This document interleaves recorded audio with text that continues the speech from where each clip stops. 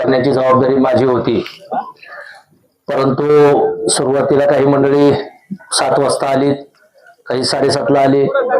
आपण सगळ्यांना टायमिंग 7चा दिलेला होता, पण आज पिंपळगाव सिद्धनाथ पासून, आंबोली पासून तर तिकडं कोटमवाडी किंवा आपले हरसर, आजनावळे ही सगळी मंडळी, काही मंडळी अजूनही रस्त्यात आहेत. आपण प्रत्येक गावातले 4-5 प्रमुख मंडळी विचार विनिमय करण्यासाठी बोलवली. सगळ्यांना विनंती, अजून मागे खूप मंडळी येणार आहेत, त्यामुळे सगळ्यांनी पुढे जागा आहे, पुढे सरून घ्या. आणि प्रस्तावना मला करायची याच्यासाठी होती की तुम्हाला नंतर सगळ्यांना बोलायचंय आणि तुम्हाला ह्या 2-2.5-3 महिन्यामध्ये राजकारणात काय काय घडलंय, कसं घडत चाललंय, हे सगळं तुमच्या पुढे त्या ठिकाणी प्रस्तावनेच्या माध्यमातून सांगण्याचा माझा प्रयत्न आहे. सांगितले ते पोरांनी आता बरोबर आता होईल.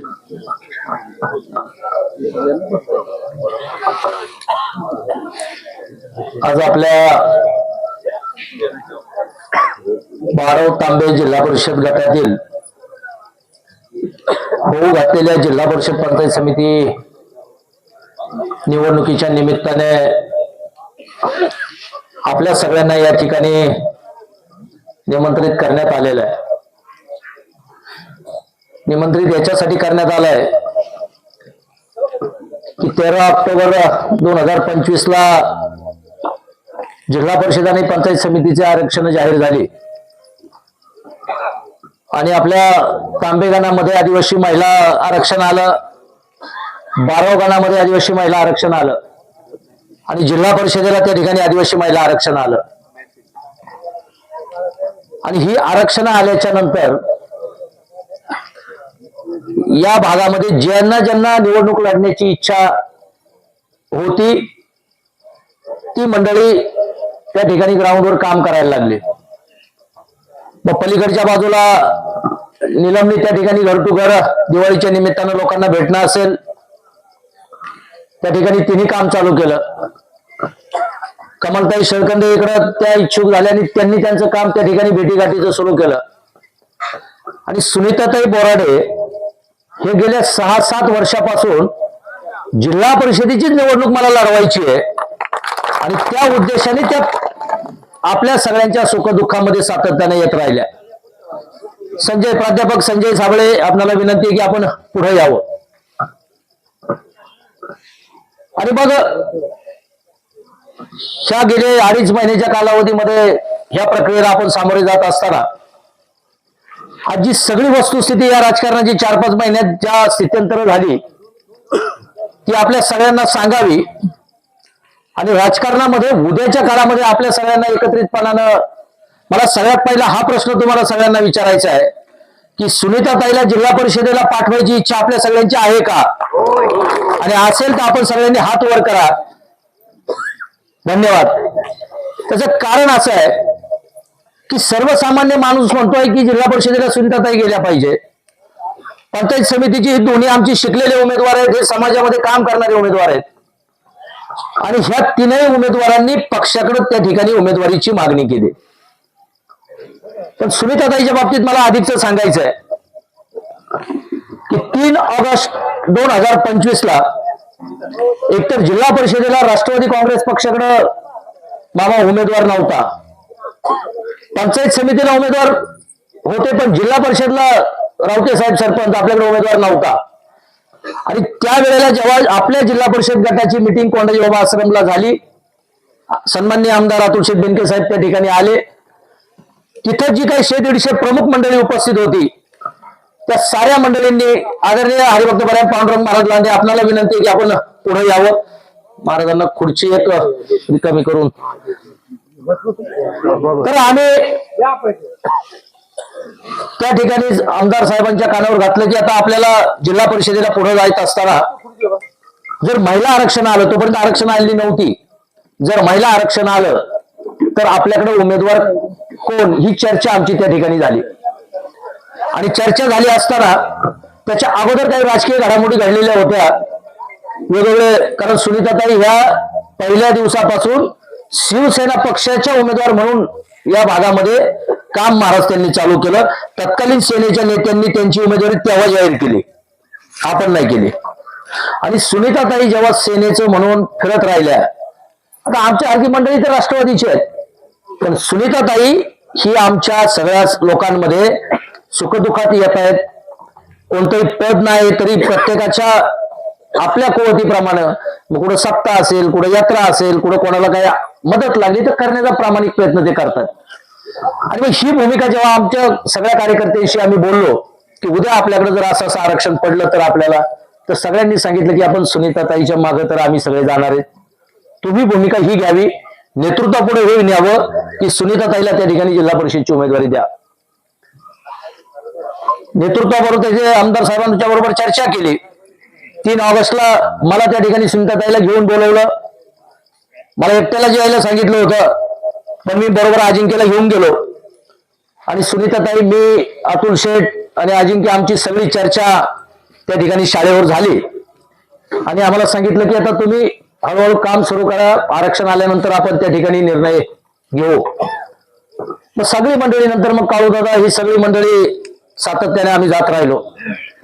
आणि आरक्षण ज्या दिवशी जाहीर झालं, खरं तर त्या आरक्षण जाहीर व्हायच्या अगोदर अनेक मंडळी त्याचे साक्षीदार आहेत, अजिंक्य आणि बाकी, तिथं मी बंगल्यावर सांगितलं की साहेब, जर आमच्या जिल्हा परिषद गटामध्ये 3 आदिवासी महिलांना आरक्षण आलं तर हा जिल्हा परिषद गट तुमच्या विचाराचा आम्ही निवडून आणू, तुम्ही फक्त या माणसांच्या बरोबर त्या ठिकाणी आम्हाला संधी द्या. आणि मग त्या सगळ्या गोष्टीत आम्ही पुढे जात असताना आरक्षण निघाल्यानंतर 29 ऑक्टोबरला सुनीताताई बोराडेंनी आपटाळे गावामध्ये त्यांच्या सासू सासऱ्यांचं पुण्यस्मरण जो कार्यक्रम असतो तो आपटाळ्यामध्ये ठेवला आणि सगळ्या आपल्या असणाऱ्या भागातल्या वारकरी मंडळींना त्या ठिकाणी आमंत्रित केलं आणि वारकरी मंडळींचा सत्कार केला. तोही कार्यक्रम आम्ही सन्माननीय आमदार अतुल शेठ बेनके साहेबांच्या परवानगीने घेतला. आमदार साहेब त्या कार्यक्रमाला येणार होते, परंतु आमदार साहेबांना अचानक मुंबईला जावं लागलं. त्यांनी त्यांचे मोठे बंधू राजदादा बेनकेंना आपल्या त्या कार्यक्रमाला पाठवलं आणि स्वतः आमदार साहेबांनी व्हॉइस कॉलवर त्या ठिकाणी जी मंडळी उपस्थित होती महाराज त्या सगळ्यांना त्या ठिकाणी संबोधित केलं की ह्या सगळ्या याच्यामध्ये मी तुमच्या बरोबर आहे. सातत्यानं पुढच्या ह्या सगळ्या घडामोडीमध्ये आम्ही सगळे मंडळी जात राहिलो की तुम्ही काहीतरी डिसिजन त्या निमित्तानं घ्या आणि आम्हाला त्या निमित्तानं पुढे काम करायला सगळ्यांना सोपं जाईल. तोपर्यंत हे 3 उमेदवार, शांताराम डोके साहेब आपण पुढे या, हे 3 उमेदवार तोपर्यंत प्रत्येक घरामध्ये जर गेलेत, घरामध्ये जात आहेत, आम्हाला सांगितलं की तुम्ही त्या ठिकाणी तुमचं काम चालू राहू द्या. हे काम चालू ठेवत असताना सुनीताताई असेल, तिकडे कमलताई असेल, नीलम असेल, हे घर टू घर एक राऊंड झाला, दुसरा राऊंड त्यांचा चालू आहे. आणि मध्ये मग पुण्याला त्या ठिकाणी जिल्हा परिषदच्या उमेदवारांच्या मुलाखती नगरपालिकेच्या निमित्ताने होत्या. आम्हाला त्या ठिकाणी बोलवलं आणि आपल्या जिल्हा परिषद गटाचं जेव्हा नाव आलं त्यावेळेला जो माणूस पक्षात नाही तो तिथं मिटिंगला हजर होता. आम्ही त्याच्यावर प्रकाशांना आक्षेप घेतला की जर पक्षातच माणूस नाही तर तो या मिटिंगला आला कसा, कारण ही पक्षाच्या उमेदवारांसाठी मिटिंग आहे. अतुल शेट्टी तिथं सांगितलं की आपल्याकडे ह्या गटामध्ये राष्ट्रवादी काँग्रेस पक्षाचा उमेदवार नाही, दोन्ही उमेदवार आपल्याकडे येण्यासाठी इच्छुक आहेत. बोराडेताई पण सेनेच्या आणि दुसरा उमेदवार पण सेनेचा, ते आपल्याकडे यायला इच्छुक आहेत आणि त्याच्यामुळे ह्या गटावर दादांना सांगितलं इथे चर्चा नको, आपण तुम्ही आम्हाला 5 मिनिटं वेळ द्या आणि आपण आतमध्ये चर्चा करू. त्या मिटिंगला मी स्वतः, गंगाराम सांगडे साहेब हे हडसरचे उपसरपंच आहेत आणि त्या गणाचे राष्ट्रवादीचे अध्यक्ष आहेत, ते कमलताई ह्या आपल्या महिला राष्ट्रवादी पक्षाच्या अध्यक्ष आहेत, त्या तिथे उपस्थित होत्या. अजिंक्य त्या ठिकाणी आमच्याबरोबर उपस्थित होता. तिथं आमचा संदीप मंडे युवकचा जो आपला अध्यक्ष आहे तो त्या ठिकाणी उपस्थित होता. अजून आपल्याकडची एक 8-10 मंडळी होती. आम्हाला जेव्हा आतमध्ये वेळ दिली त्याला दादांच्या पुढं आम्ही प्रखरपणाने सांगितलं की ह्या माणसाला आमचा नाही तर समाजाचा विरोध आहे, त्याच्यामुळे याला पक्षात घेऊ नये आणि याला तिकीट देऊ नये. तर दादा म्हणले ठीक आहे, आता आपल्या पुढे नगरपालिका आहे, अतुल आणि आपण चर्चा करून त्या ठिकाणी अतुल शेट्टी आम्हाला सांगितलं की तुम्ही काळजी करू नका, शेवटी निर्णय हा तुम्हाला सगळ्यांना विश्वासात घेऊन त्या ठिकाणी घेतला जाईल. आणि पुढे पुढे गेल्यानंतर मग हळूच एखादा अजितदादांच्या बरोबरचा फोटो व्हायरल होणं, हळूच एखाद्या कोणातरी कानात सांगणं की माझी उमेदवारी झाली, हे झालं, हे सगळं डिस्टर्ब होत असताना मग आम्ही अतुल शेट्टीकडे सगळी मंडळी गेलो की तुम्ही आम्हाला हा किंवा नाही काहीतरी एक सांगा. आणि हे याच्यासाठी सांगा की आम्हाला निवडणुकीच्या प्रक्रियेला ही माणसं थांबणार नाही. त्याच्यामध्ये प्रामाणिकपणाने निलम आणि कमलताई ह्या दोघींनी अतुल शेठला सांगितलं की साहेब आम्हाला पंचायत समितीचं तिकीट तुम्ही नाही दिलं तरी चालेल, पण जिल्हा परिषदला बाकी सुनीताताईला तिकीट द्या. हे स्पष्ट सांगितलं तरी सुद्धा आम्हाला सांगितलं की कोणी काळजी करू नका, तुमच्या मनासारखा निर्णय होईल. अजूनही कोणाचा निर्णय झालाय असं आमचं म्हणणं नाही, पण तुम्हाला सगळ्यांना याच्यासाठी इथं बोलून ह्या गोष्टी सगळ्या पाडा का वाचतोय, तर आज व्हॉट्सअपच्या माध्यमातून वेगवेगळ्या बातम्या तुमच्या सगळ्यांच्या पर्यंत पोहोचतात आणि रोज एवढे फोन येत आहेत की नक्की काय, आणि प्रत्येकाला फोनवर सांगणं शक्य नाही. म्हणून म्हटलं आपण सगळी जीवाभावाची मंडळी एकत्र बोलू, त्यांच्या समोर चर्चा करू आणि त्यांचं मत घेऊ. त्याच्यामध्ये मग हे पुढे जात असताना मागच्या आठवड्यामध्ये काळूदादा बागशेट आणि आपल्या भागातले साधारण 25-30 सरपंच आणि 150 लोक अतुल शेठला प्रमुख मंडळी घोटकर साहेब भेटले. हे घोटकर साहेब आपल्या गटाचे जिल्हा परिषदचे राष्ट्रवादीचे अध्यक्ष आहेत. ही सगळी मंडळी भेटली. तिथेही लोकांनी प्रखरपणाने आपल्या भावना मांडल्या की सुनीताताईला तिकीट दिलं पाहिजे. तर ते का दिलं पाहिजे, तर सुनीताताई ज्या पद्धतीने काम करते, समाजाला मान्यता झाली. दुसरं असं आहे की आमच्या असणाऱ्या सुनीताताई केवळ आदिवासी करत नाही, तर सुनीताताई ही खाली ओपन ओबीसीची जी गावं आहेत तिथं सुद्धा लोकांना आपल्या वाटतात. तिथं कोणताही जातीभेद सुनीताताई करत नाही आणि म्हणून सुनीताताईला तिकीट द्या ही भूमिका तिथं मांडली. आणि त्याही वेळेला तिथं शेट्टी सगळ्यांना सांगितलं की तुम्ही थोडं थांबा, अजितदादांना आपण भेटू आणि आपला निर्णय करून घेऊ. मग त्याच्यानंतर पुन्हा 8-10 दिवस गेल्यानंतर पुन्हा आम्ही सगळ्यांनी चर्चा केली. तर म्हटलं आता नगरपालिकेची निवडणूक लागलेली आहे, नगरपालिकेची निवडणूक झाल्यानंतर आपलं क्लिअर होईल. नंतर दुर्दैवाने आपली झडपीची निवडणूक पुढे गेली आणि महानगरपालिकेची निवडणूक लागली. तर त्याही प्रक्रियेमध्ये त्यांनी आम्हाला सांगितलं की 2 दिवस तुम्ही थांबा. तर 2 दिवस आम्ही सगळे थांबलो. वारंवार सगळ्या मंडळी त्या ठिकाणी चर्चा करतायत. पण आता मी सुद्धा मागच्या आठवड्यात अतुल शेठच्या बरोबर चर्चा केली, तर मला त्यांनी सांगितलं की अजितदादांच्या पुढे थोडस मला अडचण होतीये. मग आमची भूमिका ही आली की शेवटी तुम्ही आमचे नेते आहेत, अतुल शेठच्या बद्दल आमचं काहीच म्हणणं नाही, पण जर इथली ग्राउंडवरची परिस्थिती जर वरच्या नेत्यांना माहीतच नसेल, त्यांच्यापर्यंत खरं जर कोण जाऊनच देणार नसेल आणि आमच्या ह्या सगळ्या सर्वसामान्य असणाऱ्या माणसांवर अन्याय होणार असेल, तर आम्ही पक्षाबरोबर 100% जरी असलो तरी ही निवडणूक ह्या एका विभागाची आहे. ही निवडणूक दशरथ नाना नेत्याची नाही, ही काय आपल्या भागाची निवडणूक आहे. आणि मग भागाच्या निवडणुकीचा निर्णय घेण्याचा अधिकार भागातल्या मंडळींना आहे, तो आम्हाला 4-10 जणांना नाहीये. आणि म्हणून भागातली मंडळी जाणीवपूर्वक या ठिकाणी सगळ्यांना बोलवलं.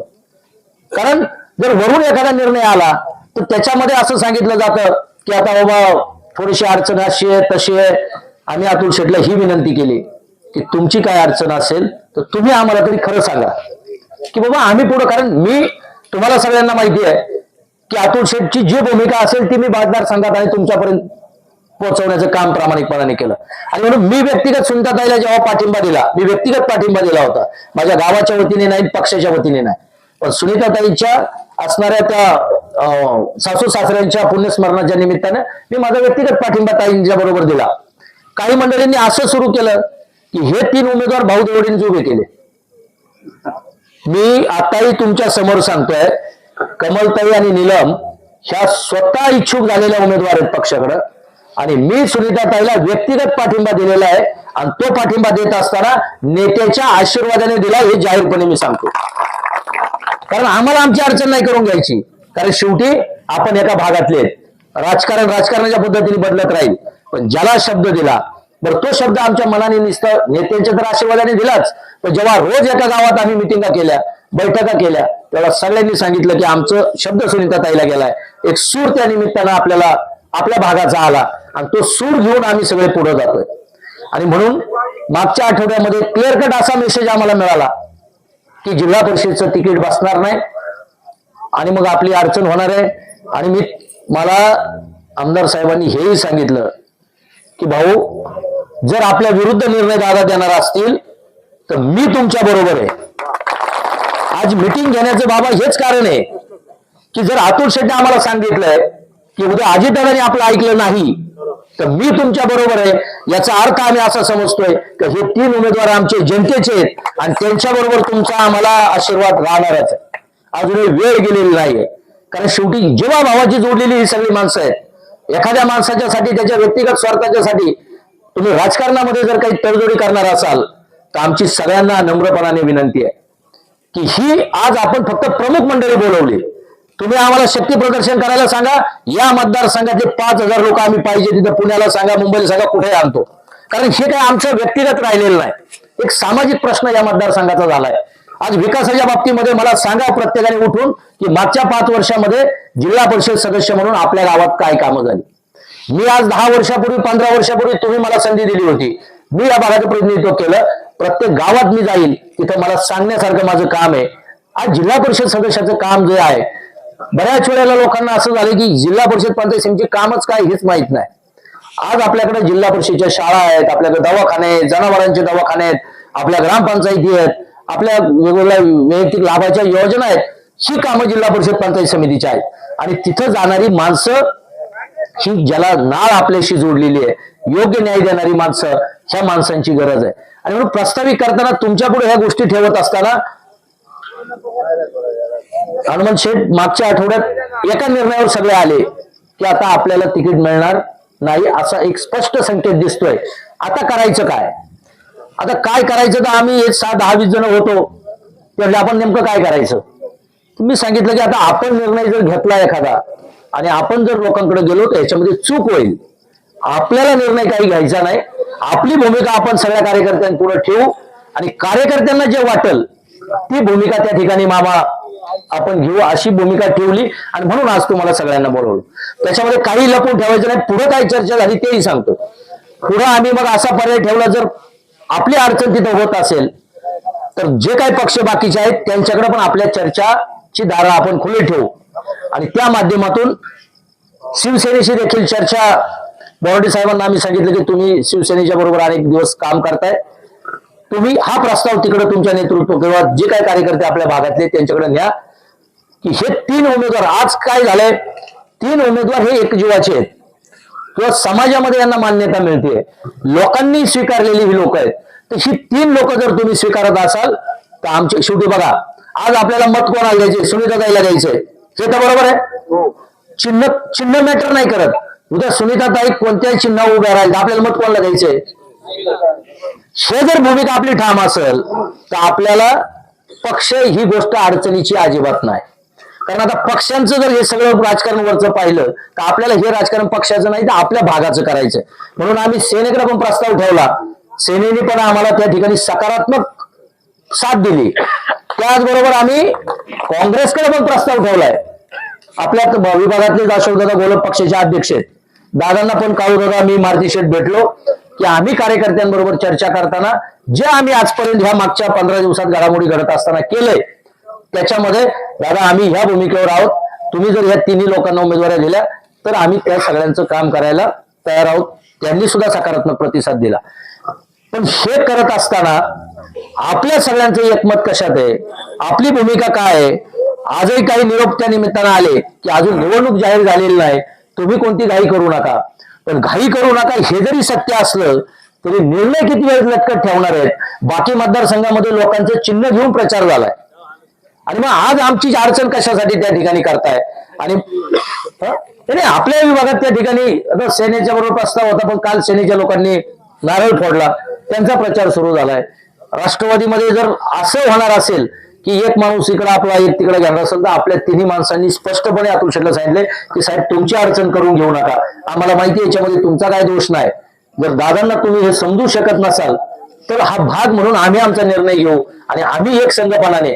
मग इथं राष्ट्रवादी आहे, इथं शिवसेना आहे, संजू नाना मगाशी बोलले ते स्वतः भाजपचे आहेत, आपल्याकडं शरद पवार साहेबांच्या पक्षाची मंडळी आहेत, वारकरी संप्रदायातली मंडळी आहेत, काँग्रेसची मंडळी इथे आहेत. म्हणजे सगळे आता इथे जे आली हे सर्व पक्षीय मंडळी, मोजकी मंडळी इथं बोलवली आणि ती सगळी आली. म्हणून माझी तुम्हाला सगळ्यांना विनंती आहे की आता जी काही 4-2 मंडळी प्रमुख बोलतील किंवा तुमच्यातून कोणाला काय सांगायचं असेल तर ते सांगा आणि त्याच दिशेने आम्ही त्या ठिकाणी पुढे जाऊ. मी तर व्यक्तिगत जाहीरपणे सांगितलंय की शेवटी आमच्याकडं सत्तेपेक्षा शब्दाला किंमत आहे आणि ज्याला आम्ही शब्द दिला तिथं आमच्यावर काही कारवाई झाली तरी आम्ही मागं हटणार नाही. पण ह्या माणसांच्या बरोबर उभे राहणार. आमचं राजकीय अस्तित्व पणाला लागलं तरी चालेल, पण आम्ही राजकारण हा काय आमचा धंदा नाही. आम्ही समाजसेवेचं काम त्या निमित्तानं करतोय, आम्ही आत्मसन्मानानं वावरतोय आणि आम्हाला एकाच गोष्टीचं त्या ठिकाणी लक्ष्मण मामा खटकलं की की ज्या माणसासाठी नेतृत्वाचा अट्टास चाललाय तो माणूस अक्षरशः नेतृत्वाला नको त्या भाषेत शिवेगाळ केली, त्याचे व्हिडिओ आले. तर हे दादांपणे नेतृत्वाने सांगायला पाहिजे, आमदार साहेबांनी सांगायला पाहिजे की हा जर आम्हालाच त्या ठिकाणी शिवेगाळ करतो किंवा आज समाजातल्या लोकांना वेगळ्या प्रकारे वागवतो, आज आदिवासी समाजाची एवढी मंडळी आहेत, इतर समाजाची एवढी मंडळी आहे, ह्याच्यामध्ये कुठं दुजाभाव ही सगळी मंडळी करतात का? तर अजिबात करत नाही. पण एक माणूस तो वारकरी संप्रदाय दुजाभाव करतो, जो आमच्या दुजाभाव करतो. आज मला सगळ्यांना विनंती करायची आहे की आजची परिस्थिती एक राजकीय ही पण आहे, ही सगळ्यांनी समजून घ्या की तिन्ही एसटी महिला आल्यामुळं जे काही आदिवासी समाजाचं मतदान आहे हे नात्या गोत्यात विभागलं जाणार आहे मामा. आणि मग उच्छिल ते सुराळे, शिंदे ते बेलसर आणि धरणाखालची 5 गावं, ही गावं या मतदारसंघाचा जिल्हा परिषद पंचायत समितीचा निकाल हा आपल्यासारखा दिल्याशिवाय राहणार नाही. ही बोकी आम्ही त्या निमित्तानं केलेला अभ्यास आहे. म्हणजे तुम्हाला एवढीच विनंती आहे की जर प्रत्येकाला मनापासून वाटतंय ना सुनीताताई निवडून आली पाहिजे, तर कोणी कोणत्या गावात आता प्रचारला जायची गरज नाही. जसं तुम्ही तुमच्या ग्रामपंचायतला काम करता, ग्रामपंचायतला आपले मतदार आपलं सगळं त्या पद्धतीने जर प्रत्येकाने काम केलं, आज व्यक्तिगतरित्या तुम्हाला मी सांगतो की आता आमच्या गावातली बरीचशी मंडळी इथे आहेत. गावच्या राजकारणामध्ये क्षमा महाराज आमचं एकमेकाशी पटत नाही, पण सुनीताताईमुळे सगळी मंडळी एकमतावर आली का? मला पण हे गोष्टीचे आनंद आहे की सुनीताताईमुळे जर गावातले आमच्या गावातले नाही तर भागातले वाद मिटणार आहेत का? तर सगळ्यांची पसंती कोणाला आहे? सुनीताताईला. आणि सुनीताताई सुद्धा निवडून आल्यानंतर सगळ्यांना समान न्याय देणार आहेत. त्यावेळेला भाऊचा काय विषय आता आमच्या इथं संपत नाही, गावाच्या लेवलला आमचं नाही पटत, पण सुनीताताई उद्या सुनीताताई कोणाचं काम करणार आहे त्यावेळेला ते म्हणणार आहे का मला भाऊला विचारा? कारण प्रत्येक माणूस त्यांना कनेक्ट झालाय आणि तो कनेक्ट होत असताना ही भूमिका ह्या तिन्ही मंडळींची आहे. कमलताई 2 टर्मच्या सरपंच आहेत, त्यांच्या गावामध्ये देवाड्यात जाऊन पाहत छोटं गाव आहे, पण त्या गावाला जिल्हा परिषदेचा 10 लाख रुपयाचा पुरस्कार मिळाला, त्यांना आदर्श सरपंच पुरस्कार मिळाला. आज 2 वर्षापूर्वी आमची नीलम बाळूदादांनी इथं सांगितलं की ठाकर समाजानेच नीलमला निवडून दिलं आणि तिच्या मागं बाळूदादा ही सगळी मंडळी आमची रंजताई ते आली नाही मला वाटतं, त्या सगळ्या बिचाऱ्या अजिंक्यच्या मागं एका बहिणीसारख्या उभ्या राहिल्या. ठाकर समाजाचा उमेदवार सरपंच पदाला होता, तरी सुद्धा विकासाच्या दृष्टीने नीलम आमच्या सुखदुःखात येते, नीलम आमच्या सगळ्यांच्या घराघरात येते. आमच्यावर कोणता प्रसंग आला, रात्री 12 वाजता नीलमकडे जाता येतं, अजिंक्यकडे जाता येतं. ललित पुढे ॲडव्होकेट ललित कुमार जोशी आणि किरण आलाय का? किरण लोकरे, आपल्याला विनंती आहे की आपण दोघांनी त्या ठिकाणी पुढे यावं. आणि पक्षाच्या संघटनेतली 90% आम्ही सगळी मंडळी या भागात एका विचाराने काम करत असल्यामुळं गणाचे अध्यक्ष आता ललित मागच्या वेळेला राष्ट्रवादीच्या तिकिटावर आम्ही एकत्र पंचायत समिती ललित लढला, मी जिल्हा परिषद लढलो. एका जी मैत्री या राजकारणाच्या निमित्ताने झाली ते जीवाभावाचे ऋणानुबंध झाले आणि म्हणून सगळे त्या मुद्द्यावर आलेले आहेत की आपल्याला या असणाऱ्या माणसांच्या मागे जायचंय. माझं प्रास्ताविक खूप लांबलं, तर तुमच्या पुढे सगळं सांगणं मला गरजेचं होतं आणि म्हणून हे सांगण्याचा प्रयत्न त्या निमित्तानं केलाय.